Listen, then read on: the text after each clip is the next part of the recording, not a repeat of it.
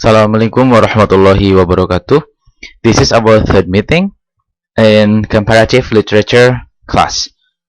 And our topic today is the French school. What is French school? French school is the first school of comparative literature. And the school is very strict.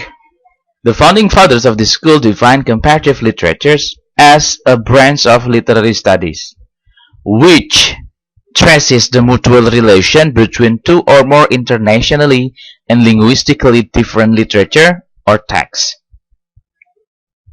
As a consequence of this premise, insofar as relations between nations have some historical roots, literary comparative studies are linked to history. It is on this basis that Jean-Marie Kerr comes to propose in his foreword to Marius Francis-Guyard's book, La Littérature Comparée, that comparative literature is a branch of literary history, for it tackles the international spiritual affinities. Jadi, menurut madhab Prancis, komparatif literatur atau sastra bandingan adalah sebuah cabang dari kajian studi sastra yang melacak hubungan-hubungan mutual antara dua atau lebih karya sastra secara internasional dan secara linguistik berbeda. Nah, hubungan tersebut antara negara tersebut memiliki beberapa akar historis, ya, dan hubungan komparatif literatur atau comparative literature, kajian comparative literature itu dihubungkan dengan sejarah tersebut. Oke, nah maka dari itu Jean-Marie Kerr menyatakan sebuah pendapat bahwa sastra bandingan adalah sebuah cabang dari sejarah sastra, for it tackles the international spiritual affinities. Nah, penjelasan ini atau premis-premis ini itu memiliki sebuah sebuah konsekuensi.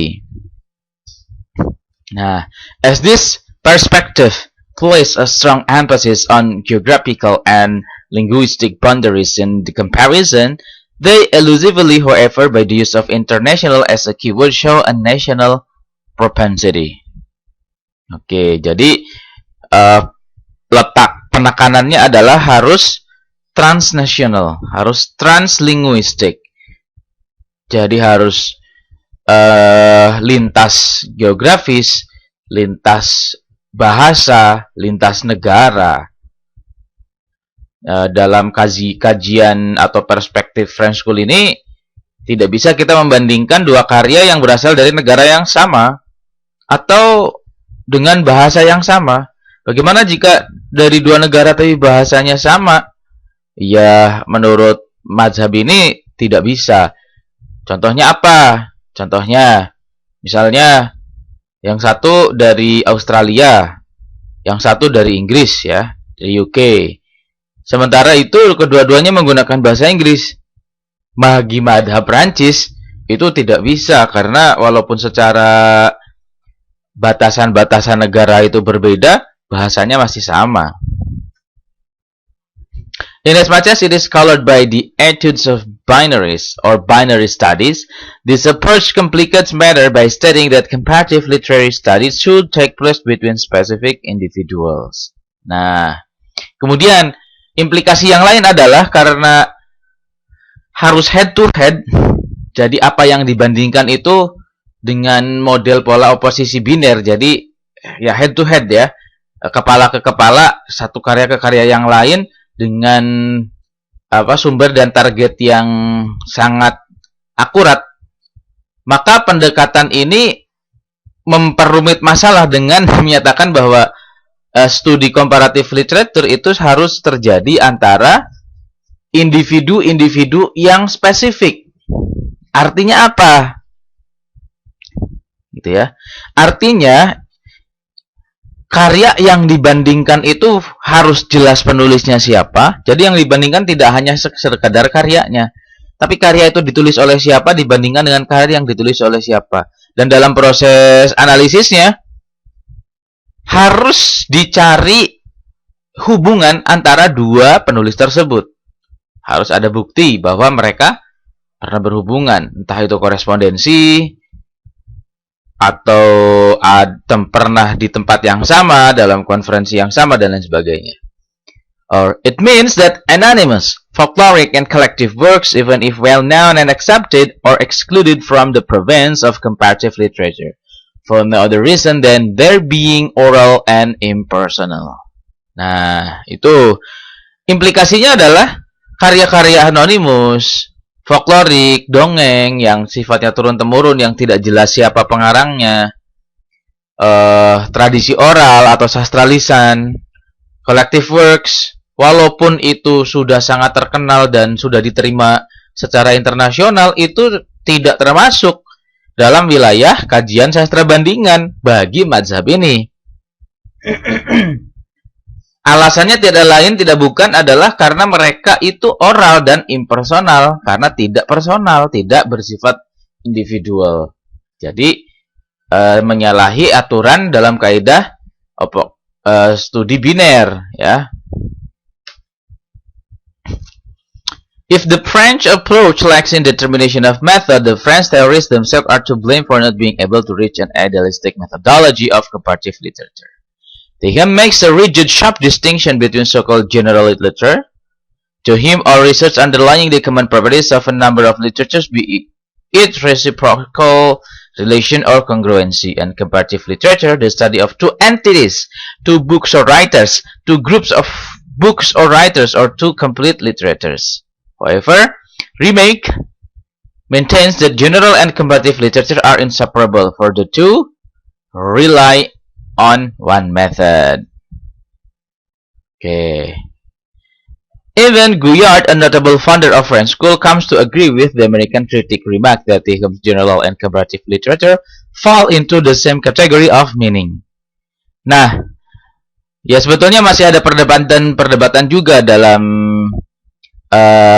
mazhab ini, dalam aliran ini ya, antara pemikir-pemikir mereka. Dalam mengartikan, dalam menginterpretasikan istilah general and comparative literature. Begitu. Akan tetapi, itu tadi.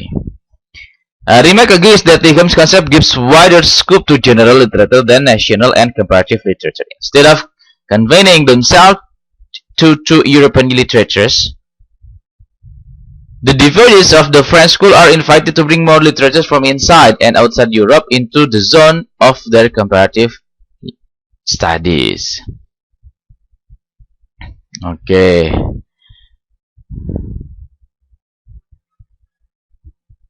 Jadi here is